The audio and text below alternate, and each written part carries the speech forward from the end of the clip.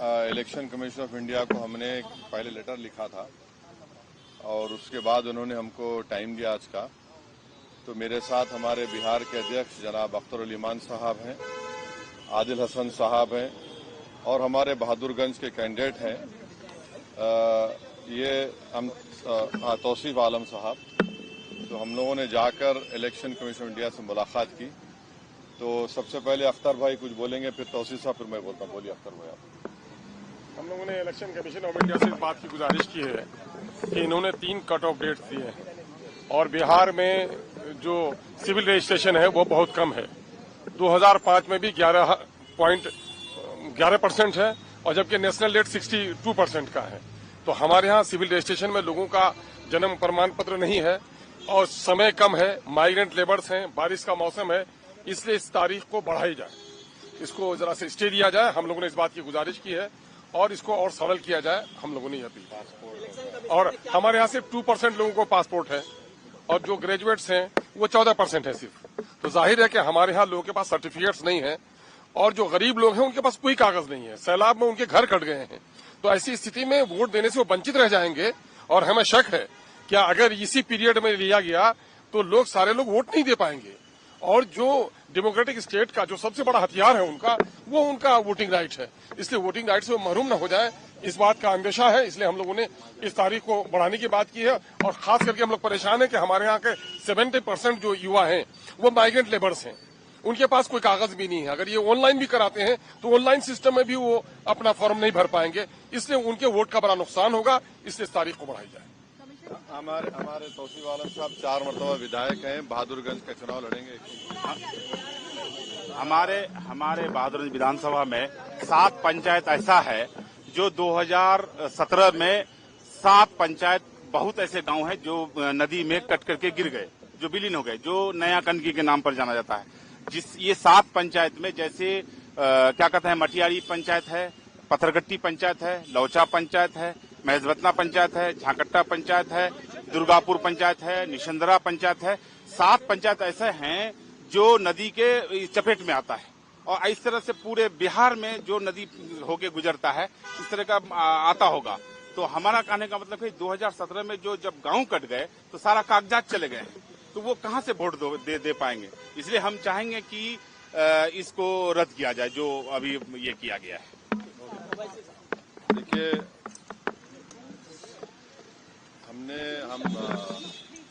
हमारे पार्टी के डेलीगेशन ने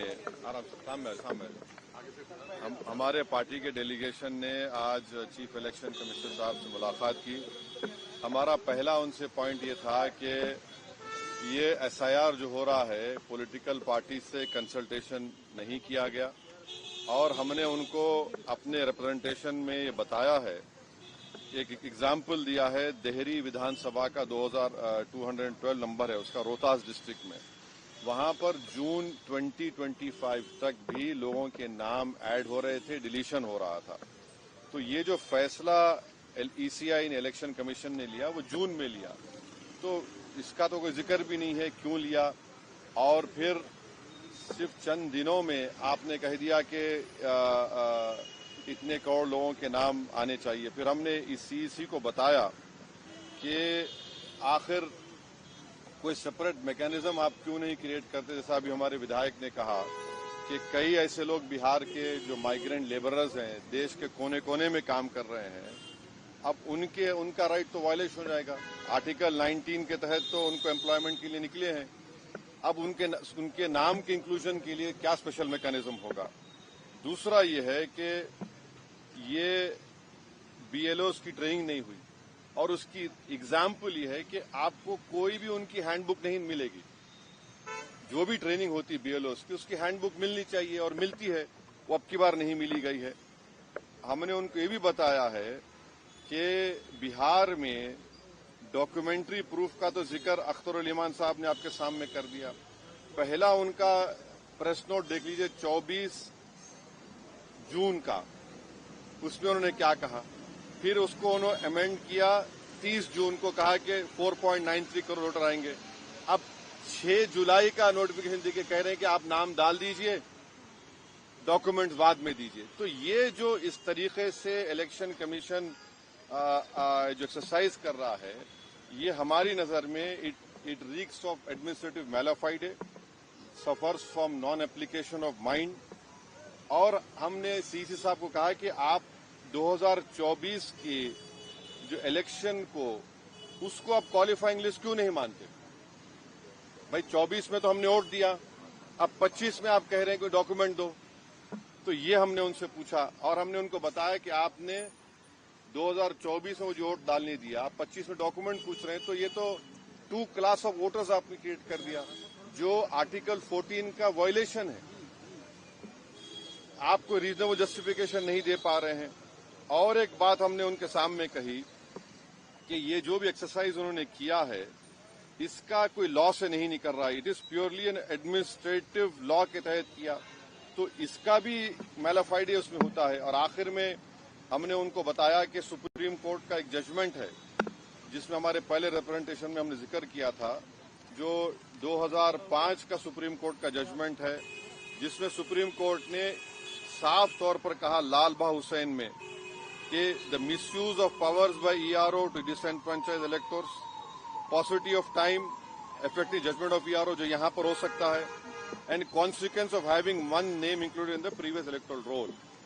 तो ये सब बातें हमने ईसीआई के सामने रखी हैं, क्योंकि उन्होंने 3 डेट्स दिए, before 87, between 87 and 2004 and after 2004। तो ये हमने कहा कि इससे अगर कोई इलीगल माइग्रेंट्स है, मान लीजिए, तो 2024 में उनको वोट डालने का इख्तियार क्यों दिया आपने? उसका कोई तो डेटा होना चाहिए, क्वांटम रेशियो क्या होगा। तो ये सब बातें हमने ईसीआई के सामने रखी। हमने उनसे भी ये रिक्वेस्ट किया कि खास तौर से जो बिहार का फ्लड इफेक्टेड एरिया है, वहां के एडमिनिस्ट्रेशन को ऑर्डर दें कि जो लोग अपने डॉक्यूमेंट्स के लिए अप्लाई कर रहे हैं उनको फौरन दें। और हमने उनसे कहा कि सर ये एक्सरसाइज आप गवर्नमेंट टू गवर्नमेंट कर सकते थे, ईसीआई विद गवर्नमेंट, के भाई बताओ क्या है, कितने डॉक्यूमेंट्स है, नहीं है।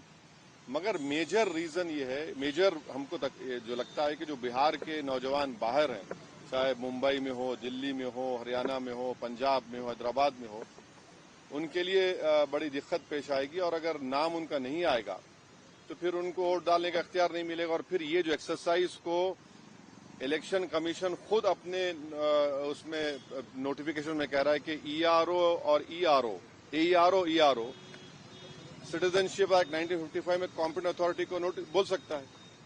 अब जिसका नाम नहीं आएगा वो तो अपना वोट भी खो देगा, उसकी लाइवलीहुड का भी उसको एक नुकसान हो जाएगा। तो ये सब बातें हमने उनके सामने रखी। बहुत देर तक हमारी मीटिंग हुई, उन्होंने अपनी बात को कहा, उन्होंने भी बताया हमको। अब ये हमारी आज की मीटिंग की ये वो माने मोटा मोटा ये जो हुआ, हमारी पार्टी में भी हम बैठ के बात करेंगे और इस पर क्या फैसला लेंगे। मगर हमारा एक ही है कि आप इतने कम टाइम में एक्सरसाइज कैसे कर पाएंगे? बहुत टाइम कम है। एसआईआर में भाई जो लोग जो अपना एड्रेस चेंज कर लिए, उनको क्यों आप पूछ रहे हैं बर्थ सर्टिफिकेट? माइग्रेशन होता है, अब क्या करेंगे वो लोग? मैं हैदराबाद में बैठा हूं, तेलंगाना के मुख्तलिफ गांवों से हर मेरे ऑफिस को कभी 10 लोग कभी 20 लोग बिहार के आते हैं कि हम यहाँ पर लेबर हैं, बताओ हम क्या करना चाहिए। अब उनके पास पैसे भी नहीं है वापस जाने बिहार को। परेशानी वो होगी क्योंकि लॉ तो बोल रहा है कि उनको रहना पड़ेगा वहां पर।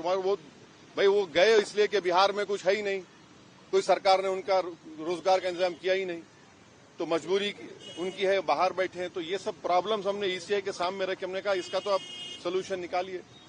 चुनाव आयोग ने क्या भरोसा दिया आपको? काफी आप चुनाव आयोग खुद बोलेगा, मैं क्यों बोलूंगा चुनाव आयोग की तरफ से? क्योंकि वो तो अंदर से आप आश्वस्त नहीं आश्वस्त सवाल नहीं। देखिए हमने ये सब जो बातें आपके सामने रखी हैं, जो पॉइंट्स हमने सामने रखी हैं, उनके सामने जाके बोला हमने कि ये प्रैक्टिकल डिफिकल्टीज हैं, कैसा आप 1 महीने के अंदर कैसा करेंगे। तो उन्होंने कहा कि नहीं हम लोग बीएलओस को रखे हैं, वॉलंटियर्स को रखे हैं। तो ये इसका डिफिकल्टी ये है कि जल्दबाजी में अगर 15-20% लोगों के नाम भी मिस हो गए और फिर आप देखिए मिस जब हो जाएंगे तो उसका सिटीजनशिप का मामला हो जाएगा। ये तो आप वही तो आसाम का डिओटर हो जाएगा फिर। तो ये अप्रीहेंशन है, ये जेन्युइन अप्रीहेंशन है। कानून व्यवस्था को लेकर हाँ बांग्लादेशी रोहिंग्याओं को निकालने के लिए एसआईआर है। अरे देखिए, फिर 2024 में किसको वोट डालने दिया आपने? 24 में आपने वोट दिया, मैंने वोट डाला बिहार में। हमारा देखिए, एक सिनारियो विजुअलाइज करिए आप लोग। अगर कोई लोकसभा के चुनाव में 20,000 वोट से हार गया कोई, और अब एसआईआर के बाद उसी के पार्लियामेंट सांसद में 20,000 कम हो गए, तो फिर वो क्या करेगा बेचारा? उसको राइट मिलना चाहिए। राइट तो रिकॉल तो हमारे पास नहीं है।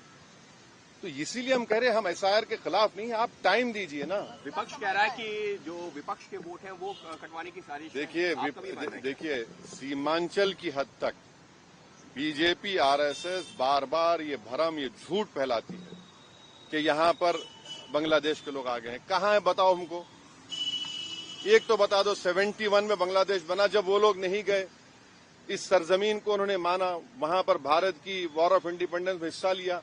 बल्कि सीमांचल इलाके में अख्तर भाई बोलेंगे, वहां पर तो इतना बैकवर्ड इलाका उस वक्त भी था, आज भी है, कि लोगों को लाकर वहां पर कैदी बनाते थे। क्या अख्तर भाई? तो ये हमको इस बात का भी डर है कि जो बार बीजेपी आरएसएस बोलती सीमांचल ऐसा हो रहा है, जब कहाँ है? पूरे भारत का सबसे अंडर डेवलप्ड एरिया अगर कोई होगा तो सीमांचल होगा। अब वहां पर जमीन कट जाती है। आपने सुना, आपने क्या कहा कि कई 2017 में कितने 8 गांव 7 पंचायतें गायब हो गई। अभी भी आप जाएंगे, हर साल वहां पर हजारों एकड़ जमीन कट जाती है। तो ये चीज है सर। बिहार के कानून व्यवस्था को लेकर लगातार अब ये ईसीआई के तक महदूद इसके अलावा चुनाव आयोग ईसीआई के तक चुनाव आयोग ये कह रहा है कि 2002 में भी जब ये प्रक्रिया हुई थी 1 महीने का वक्त था। आप कह रहे हैं कि वक्त कम है, लेकिन उस दौरान ना पार्लियामेंट के इलेक्शन के लिए 1 साल का टाइम था। जो यहाँ सुन तो लीजिए, पार्लियामेंट के इलेक्शन में 1 साल का टाइम था, विधानसभा के इलेक्शन के लिए 2 साल का टाइम था। वो बात सही है कि इन्हीं महीनों में हुआ था, इन्हीं महीनों में हुआ था, मगर टाइम तो था चुनाव के लिए। अगर आप चुनाव को सामने, अब आपको नवंबर में 4 महीने में चुनाव कराना है, तो इसको भी तो सामने रखिए।